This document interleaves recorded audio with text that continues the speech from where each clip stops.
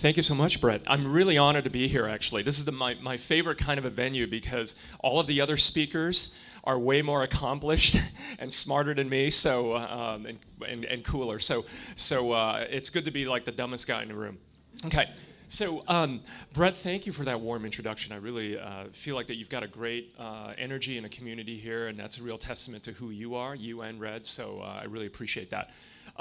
Yeah, so for a long time, I was actually kind of known as the first and only person to have sold 2 tech companies to Google consecutively. I'm not being self-deprecating or whatever. I actually was very embarrassed for years about that factoid. I was embarrassed about it because, well, the glass half full perspective is, wow, okay, cool. You sold 2 companies to Google, and Google's a fantastic buyer, by the way. They're a great company to exit to. I learned so much both times. The glass half empty interpretation is Facebook, Microsoft, Amazon, they don't want any of my stuff, right? They're not interested in the technologies that I have to create. So for a long time, I was rather embarrassed about that. Now, my antidote to that is to also surprise people, to actually change and grow and actually do different things, maybe do the thing that's unexpected. And so that's how I really lucked into doing Geekwire. And of course, you guys know Geekwire, and I'm clearly the dumbest guy in that room, and it's really the hardworking folks on the Geekwire team, my 2 business partners, Todd Bishop and John Cook, who do amazing, amazing work, and every day I learn so much from them.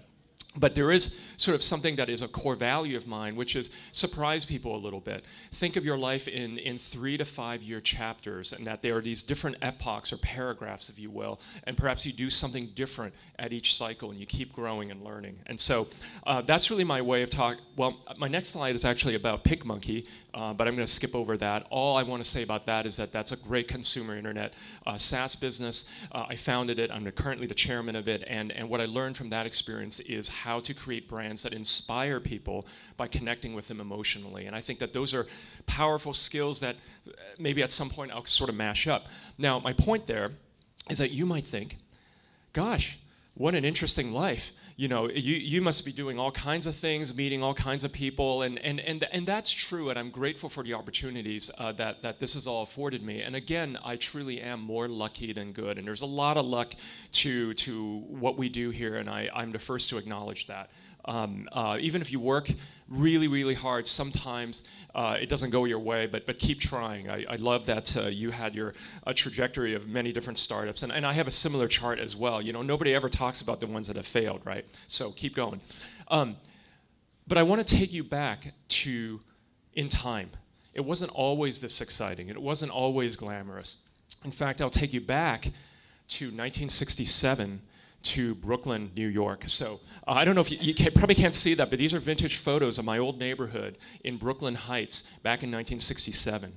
And actually a few years before that, a young 17-year-old Chinese girl from Hong Kong who was an immigrant got off a bus, came from Hong Kong, got off the bus, and arrived in New York City. She was all alone. She had $200 in her pocket. And why she moved to North America, it was either going to be New York or Toronto. She didn't know which one, and then somehow, I think there was like an uncle in New York. But the reason why she came to this country was because she was trying to escape an incredibly sexist culture where she was one of 5 kids.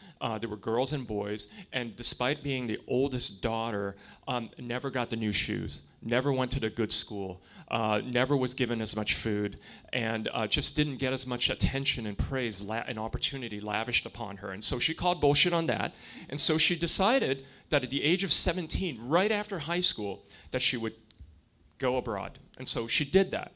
And did she find a better world? Did she find a better world? Yeah. In many ways, she found a better world. In many ways, she found a better world. Sadly, by 1966, she found herself pregnant and single and having a baby by a man who did not want to marry her. So things were not so rosy back then. Things were not so great. And she was also in a world, and by the way, that little boy, that baby is me. And so, and at some point she couldn't take care of me, and then she had to give me up to her parents, my grandparents, and I had to move to Hong Kong at the age of 3, which was a fantastic experience because that part of my culture is inseparable from who I am, and I was really grateful for that experience. But I did not see her for many years afterwards. But the world that she found was a world that looked like this, that every man's dollar, a woman might earn only 77 cents. And if you were a black woman, that might be 65 cents. And if you were Hispanic, 57 cents. Now, this slide is not pulled from data from 1967. This is today. This is today. And as you know, in the Fortune 500, most CEOs are male.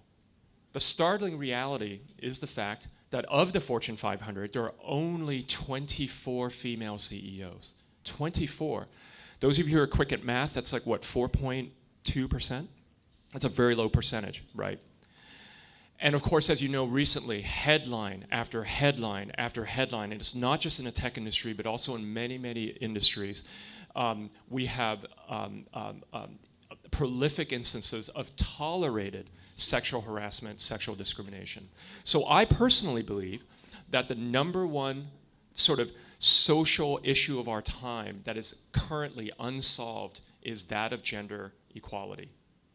And that is why I actually began this journey of writing a book. So all of that I talked about, how you want to surprise people, you want to think of your life in 5-year chapters, is really my lead up to the fact that I never thought that I would be an author. I actually had no plan to be an author. You don't make any money as an author, but you do get to assert some thoughts out there, and hopefully they're good thoughts, hopefully they resonate with people, and hopefully you can actually advance the conversation and help move the needle. So that's why I've written this book, Better Together.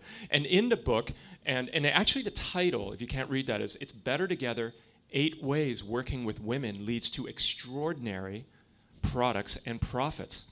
And underneath that assertion is the fact that there are a lot of things, just late-breaking research the last couple of years, and I want to talk about this stuff more. And it frustrates me that we don't talk about it more, which is that in many cases, women, female CEOs, are actually better CEOs. I'll let that hang for a second. Quantopian, a Boston trading firm, did a 12-year long-term study, followed 80 female CEOs, different segments, different companies. Some are publicly traded, some are private, some are big, some are small, and found that those 80 female CEOs outperformed their Fortune 500 male peers by 226% on return on equity. 226 return on equity. That's the best way to make money, right? When you hear about unicorns that are valued at 1.2 billion, that's return on equity, right? You get taxed on that long-term capital gains, not ordinary income. So 226%. Credit Suisse has also found that if you have one board where it's all men versus another board where you actually have 3 or more women, that latter board with 3 or more women, just having the women be present, you're going to outperform the other company by 46%. Again, return on equity. And there are other stats in terms of profitability, margins, et cetera. So those are fantastic things that we should talk more about, and I talk more about them in my book, and that's why the book is titled, If You Have Women, If You Can Be Better Together and Create Cultures Where Men and Women Can Thrive Together Without Fear of Sexual Discrimination or Sexual Harassment, you're going to unlock a ton of value, right? Okay, so I talk about 8 ways to do that. I'm going to give you just a taste of several. One is I talk about how to remove unconscious bias at the very top of your funnel. That's at the level of recruiting, and that's at the point of interviewing, right? So in terms of how wide this funnel that you want to cast, wide is good. Got it. I'll move quickly. But I talk about how you can remove unconscious bias. I also talk about minding the gap, which is the unlocking value from all kinds of women who actually take time off because child rearing is usually shouldered on a woman in a family.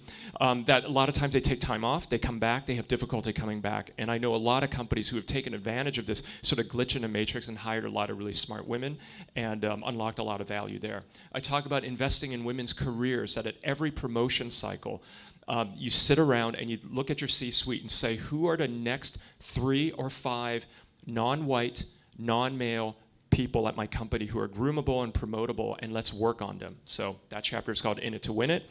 I talk about creating family-forward cultures. That is how the physical environment itself is actually conducive and can actually create places that women want to work at. And it's not just about setting the thermostat, but it's about doing these things where you allow for, it's okay for kids to show up for 2 or 3 hours because you're in between, school got canceled and you got a doctor's appointment. It's okay if your kid is sick and you have to be home. These things need to be okay, right there.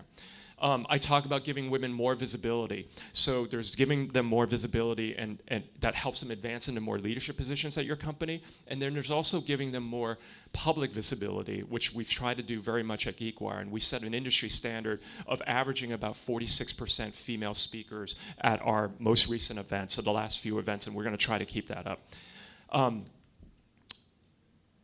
I talk about listening louder, right? Which is not about, a lot of the conversation in the last few years has been focused around how do we get women to sound more like men? How do we get them to sound more assertive? How to sit, more assertively? How to be louder? And I think, well, that could be fine and good, but let's also make sure that men listen louder.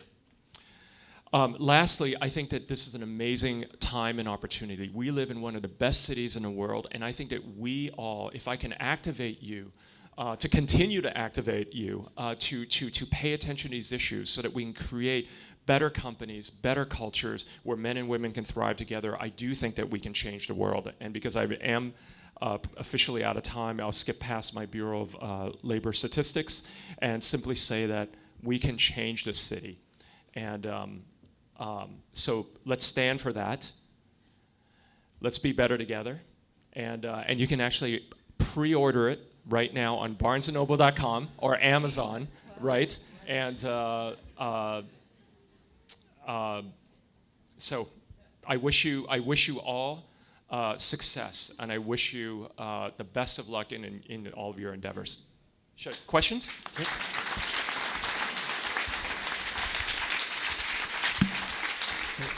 Yes. Where's your mom? Oh, my mom is on Capitol Hill now. Yes, we set her up in a nice place there. Yeah, no, she's doing very well. Thank you for asking. Yes, we take her on vacations, and I'm very grateful to her. Yeah. Jonathan, will you share a little bit about WeCount real quick? Yes. So. Thank you, Brett, for reminding me. So WeCount is a nonprofit that I started about 2 years ago, actually when I was walking this neighborhood and was officing a few blocks away, where I noticed that there could be a better way. A lot of times you see someone who's homeless and they might ask for something and you don't know exactly what to do. It's kind of socially awkward. Is money the answer? Is money not the answer? What are they going to do with it? So WeCount uses current technology. It's basically a responsive web app, so you can go on it on your laptop or on your phone, and you can gift items that are critical to people, individuals experiencing homelessness, critical to them for survival on the streets. You can gift them backpacks, you can gift them sleeping bags or tents, and we worry about getting it to the people who have asked for that. Because oftentimes, when you're living on the streets, it's just the little small things. Hey there. You can probably give this pitch just as better than I. But it's usually the small things that make the biggest difference. Thank you. Other questions? Yes, gentleman in a hat.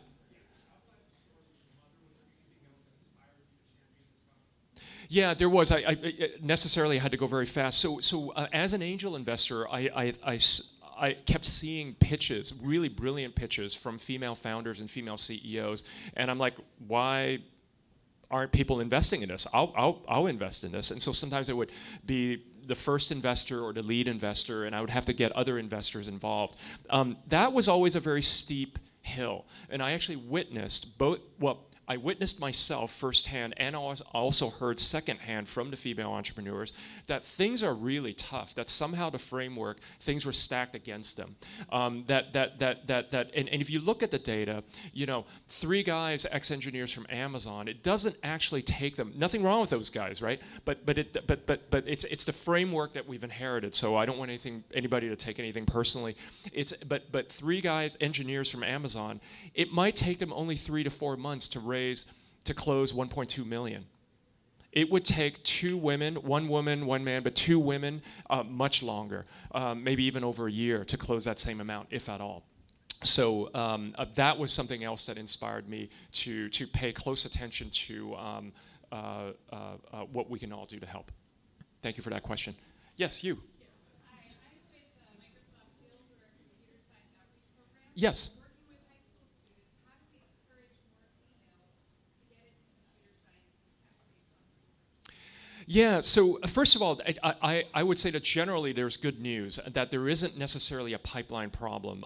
My understanding of the way that you actually get more young women activated to go into computer science is to actually make more visible the female role model. So I actually had a really great and inspiring meeting with Maria Claway of Harvey Mudd. She was the chair of the computer science department there. Now she runs the whole college, and she has been a very outspoken advocate of more young women going into the STEM fields and going into computer science in particular. I think making her more visible, I think we are become more magnanimous and less critical of others, such as folks like Marissa Meyer, and make sure that she has the room to breathe and to shine. And I think that more positive role models there would definitely help.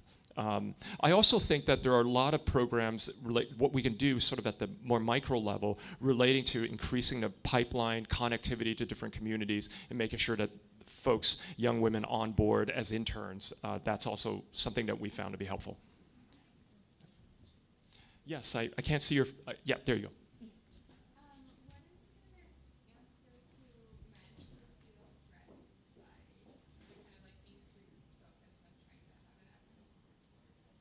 Yeah, that's a fantastic question. I'm not sure I know the answer, and this is something I struggle with. I know, for example, that right now, right around the time that like Matt Lauer and Charlie Rose and those famous people, that we're talking about a backlash, that we're talking about, and quite frankly, I was actually in New York last week meeting with John Hockenberry to think, after the Charlie Rose demise, to talk about, is there a way that we can reconstitute the old Charlie Rose show in a different form, in a different way, and maybe there's a partnership with Geekwire. And I had a lovely lunch with John Hockenberry, whom I thought was so smart and could be the host of this new show, and pair him with Alison Stewart or Christiane Amanpour so that they can be better together. And then literally the next day, it hit the papers that John Hockenberry was a sexual harasser, and so that was incredibly disappointing. And so that was almost like that. Yeah. And I know, are there going to be any male anchors left, right? So, but my point there is that there is now it's crescendo to this such an insane, unpredictably extreme level that people are talking about a backlash. There are men who are talking about, well, maybe it's just better if you don't hire women at all. And that is a terrible place for us to be. Right. That's terrible. But there are people who are talking about that. And so I guess my only answer right now is that we need to keep talking. We need to understand that people this is a necessarily fraught topic. It's emotional. I've been at the Aspen Institute, and very highbrow, smart people who are CEOs and all that, they get up and they're shouting at each other. So this is a very emotional topic, and I think that we need to always remind ourselves that let's not take things personally. Let's not look at this ecosystem as zero sum, so that perhaps is less threatening, and that this is about how do we dismantle this broken framework that we've all inherited, so that it depersonalizes it from being a zero sum and women versus men, or white men should be threatened, or so that's my answer. Yes, sir.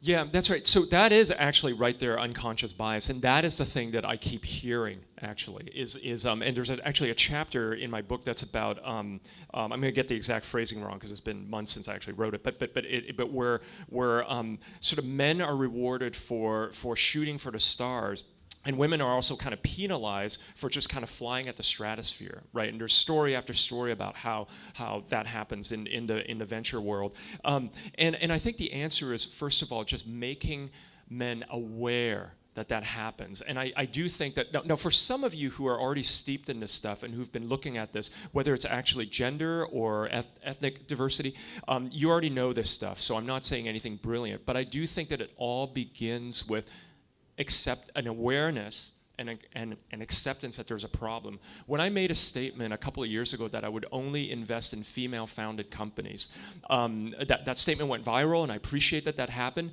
But one of the things that I learned was, I think whether it was CNN.com or wherever it was written, even Geekwire, there would be comment after comment after comment from men who were very passionate in disagreement about how stupid that was. And I understand that.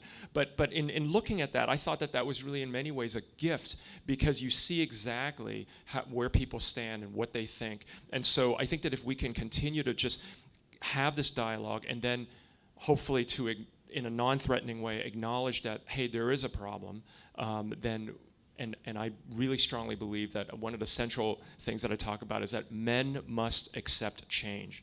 Because since the suffragettes, women actually have been pushing a larger rock up a steeper hill for many, many decades already. And what finally needs to kind of change here is that men must then accept that and make movements. So, yeah, thank you.